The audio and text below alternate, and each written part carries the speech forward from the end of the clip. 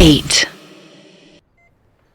श्रेया अथर्व को धमकी दे चुकी थी कि अगर उससे शादी करनी है तो अपनी माँ को और उसकी माँ को मोनू की कंडीशन के बारे में सब सच बताना होगा। इससे पहले कि अथर्व अपनी बात क्या रखता साला हाथ पैर पकड़कर गिड़गिड़ाता। श्रेया को उसके पीछे सुनीता आंटी खड़ी दिख गई। श्रेया की नजर देखकर अथर्व ने भी पीछे मुड़कर देखा तो उसका दिल धक से रह गया। फिर जैसा कि लड़के अपनी माँ की डांट से बचने के लिए करते हैं, अथर्व ने भी वही काउंटर अटैक कर दिया। क्या मम्मी, अभी आप तो मिलकर गई थी ना, थोड़ी देर हमें भी बात कर लेने दो। पर ये कोई आम मम्मी नहीं थी, ये सुनीता आंटी थी। इन्हें काउंटर अटैक पर भी काउंटर करना आता था। वो उल्टा चिल्ला दी, चल चल, मुझे ज्ञान मत दे। वो कलूटी सी नर्स जो है वो बोली थी कि 2 लोग एक बार में रह सकते हैं, और अभी तेरा ब्याह नहीं हो गया जो तुझे अपनी लुगाई से कमरे में मिलने के लिए अकेला छोड़ दिया जाए, समझा? मम्मी अब आप कुछ भी बोल रही हो। तुझसे तो मैं बोलना ही नहीं चाहती, मैं तो अपनी बहू से बात करने आई हूँ। तू जा बाहर, निकल। अथर्व पिटे हुए सुअर जैसा मुंह बनाकर श्रेया की तरफ देखने लगा। श्रेया हंसती। अथर्व बड़ी मुश्किल से एहसान करते हुए हटा। फिर उसे याद आया कि श्रेया ने कैसे उसकी और पार्थिव की बातें सुन ली थी। सेम फॉर्मूला लगाने के लिए अथर्व ने अपने फोन से मुझे कॉल मिलाई और स्क्रीन लॉक करके श्रेया की बेड पर रख दी। मैं अपने घर पर वॉशिंग मशीन के पास खड़ा ऐसी किसी भी जासूसी के लिए रेडी नहीं था। इनफैक्ट अथर्व का कॉल देखकर तो मुझे गुस्सा आ गया। मैं फोन उठाते ही चिल्लाया, क्या है भोसड़ी के, हर अपडेट तुरंत देनी जरूरी। दूसरी तरफ से अथर्व तो नहीं पर कुछ लेडीज की आवाज आ रही थी। मैंने वो दोनों आवाजें क्लियर पहचानी। आफ्टर ऑल सुनीता आंटी की तो टोन भी बिल्कुल अलग थी और श्रेया की आवाज मैं दूर से ही पहचान सकता था। मैं तो पहले ही कहती थी, तू ही नहीं मानती। हाँ आंटी, अब मानूंगी, आई प्रॉमिस। अगर मानना ही है तो सबसे पहले मुझे मम्मी कहना शुरू कर। क्या तू आंटी आंटी कहती रहती है? पार्थिव भी इसके पापा को तो पापा कहेगा, पर मुझे आंटी कहता है, बेवकूफ। आंटी, ये दोनों कब से फ्रेंड्स हैं? चल, ये भी कोई पूछने की बात है? दोनों तुझे 10 बार बता चुके होंगे। यूं समझ लिए कि एक ही पल्ले में झूले हैं। तो ये फालतू बातें छोड़ और मुझे सही सही बता कि तू अब कैसा महसूस कर रही है? बेटर हूँ मम्मी जी, बहुत बेटर हूँ। ये क्या चुभ रहा है? इसके बाद मुझे कुछ सेकंड तक कोई आवाज नहीं आई। मैं कान लगाए बड़े ध्यान से सुनने की कोशिश करने लगा। मैंने वॉल्यूम भी फुल कर ली। अचानक आवाज आई, पार्थिव, कहाँ है तू? और ये फोन क्यों छुपा के गया है यहाँ? आंटी इतनी तेज बोली कि मुझे लगा मेरे कान फट जाएंगे। वो मैंने थोड़ी रखा आंटी, अथर्व से पूछो। तू है कहाँ, पहले ये बता। वैसे तो बड़ा सगा बनता है, अब तेरी भाभी की तबीयत खराब हो गई है तो गायब है। ओ बेवकूफ, भाभी माँ समान होती है। मैंने बड़ी मुश्किल से अपनी हंसी रोकी। अगर मेरे मुंह में पानी होता तो अभी के अभी वॉशिंग मशीन पर निकल जाता। आंटी मैं घर आया था, बहुत जरूरी काम था। सब पता है मुझे तेरे जरूरी काम। वो जो छोकरी आई थी बाहर, उसी को घर लेके गया है ना? तेरी मम्मी और तू, पापा सब यही हैं। और तू अपने बीमार बाप की बीमारी का फायदा उठा के उस लड़की को घर ले गया। आंटी का सही सीन था यार। एक बार बोलना शुरू करें तो फिर चुप ही नहीं होती थी। इतना सारा सच भला कोई बोलता है क्या? अरे नहीं आंटी, आप गलत समझ रहे हो। मैं आता हूँ, अभी आता हूँ।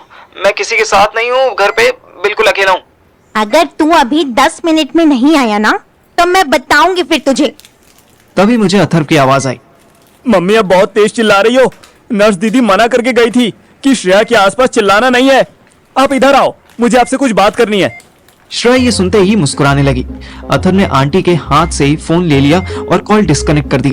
1 मिनट बाद ही मेरे पास मैसेज आया कि मुझे लिख के भेज इन दोनों के बीच क्या बात हुई। मैं भी कम पापी नहीं था, मेरे हाथ हल्के गीले थे। मैंने उसे वॉइस नोट भेज दिया।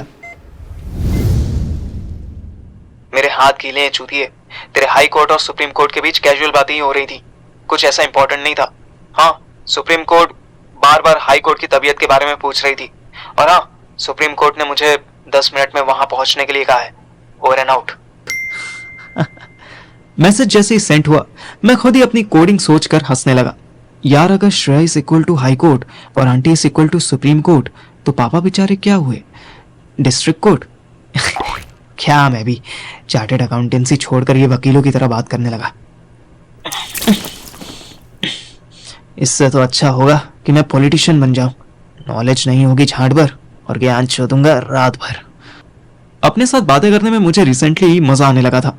सडनली मुझे कुछ सूझा। ओ बहनचो, ये तो गड़बड़ हो जाएगी।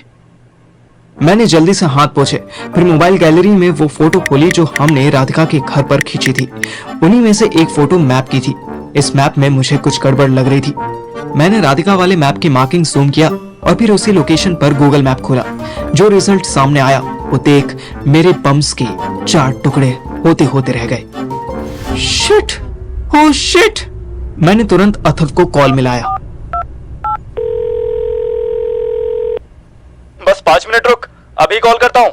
भोसड़ी के पार्लियामेंट, राधिका की मार्किंग में पार्लियामेंट हाउस है। अथर्व की तरफ से कोई आवाज नहीं आई। 2 सेकंड बाद उसने फोन काट दिया। मुझे भी अपनी अकल पर तरस आया।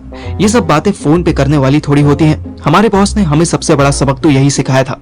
मैं ओवर एक्साइटेड हो गया। मैं तुरंत अपने रूम में आया तो देखा मोनू उठ चुकी थी और मेरी 4 बार पहनी हुई टी शर्ट खुद पहने बैठी थी। टी शर्ट के अंदर से भी उसके क्रीप्स बाहर झांक रहे थे। मेरे कपड़े पता नहीं कहाँ चले गए, इसलिए मैंने ये पहन ली।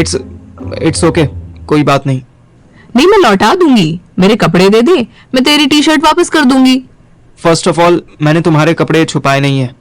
तुम्हारे कपड़े वॉशिंग मशीन में 30 मिनट में तुम्हें मिल जाएंगे। अच्छा जी, और दूसरी बात क्या है? दूसरी बात मतलब? अभी बोला ना तूने कि फर्स्ट ऑफ ऑल, तो सेकेंड ऑफ ऑल की है। Very smart Indeed. Second of all, I don't want this T shirt. मैं वैसे भी रिटायर करने वाला था। तुम इसे पहनने रहना। ओहो, ऐसी क्या गलती कर दी मैंने? मैं कोई छोटी कास्ट से?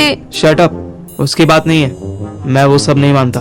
फिर की प्रॉब्लम है? वो मैंने टी शर्ट से स्लोगन की तरफ इशारा किया। सेंटर से टी शर्ट की शेप खराब हो गई ना। अब मैं भी पहनूंगा तो ऐसी फूली फूली।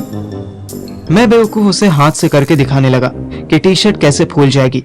मोनू खोल के हंसी।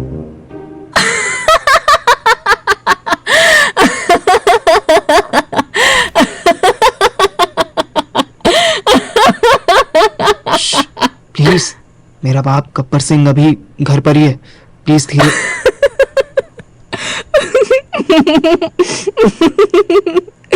अच्छा जी, तेरे प्यो गब्बर सिंह है? मोनू कंफर्टेबल हो गई थी। उसकी सुंदर सी हंसी देखकर मेरे फेस पर भी स्माइल आ गई। फिर क्या, जैसे तूने टी शर्ट की शेप बिगाड़ी वैसे मेरा बाप मेरी शेप बिगाड़ देता। अब वो फिर हंसी दबाने लगी। तू बातें बड़ी अच्छी करता है। Thank you. अभी तुम भी अच्छी बातें करो और चुपचाप सो जाओ। मुझे कहीं अर्जेंट जाना है तो मैं इस रूम को बाहर से लॉक करके जाऊंगा। ओहो, नहीं नहीं, प्लीज इतना ना करना। क्या हुआ? मैनू भूख लगी है, तभी तो मेरी नींद खुली। वो ऐसे बिल्ली के बच्चे जैसी मुंह बना के बोली कि मुझे प्यार आ गया। लेकिन 1 सेकंड बाद ही उस प्यार को जिम्मेदारी ने एक लात मारी और याद दिलाया कि बेटा, लड़की प्रेग्नेंट है। इसके पेट में मेरा भतीजा पलने वाला है। इनकी भूख का इंतजाम तो करना पड़ेगा। मुझे बिलीव नहीं हो रहा था कि मेरे बाप के घर में रहते हुए भी मैं बिना टोका टाकी के आराम से घर में घूम रहा था। घूमना तो बहुत बड़ी बात, मैं किचन में खड़ा सैंडविच बना रहा था। यही अपने आप में नोबल विनिंग बात थी, क्योंकि कैंसर से पीड़ित मेरा बाप अगर मुझे गलती से भी किचन में देख लेता तो ऐसे गंदे गंदे ताने मारता कि एनिमल का संदीप रेड्डी भी शर्मा जाए।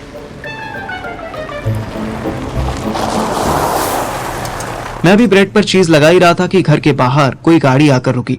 मैं सब काम छोड़कर बाहर आया तो मैंने देखा अथर पापा की गाड़ी चलाता हुआ आया था।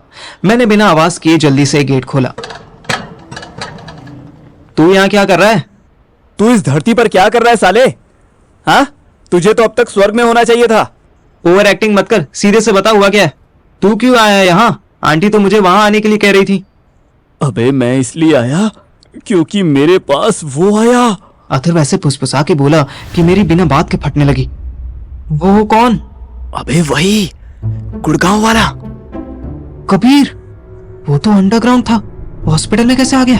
तभी मेरे बाप का रूम खुला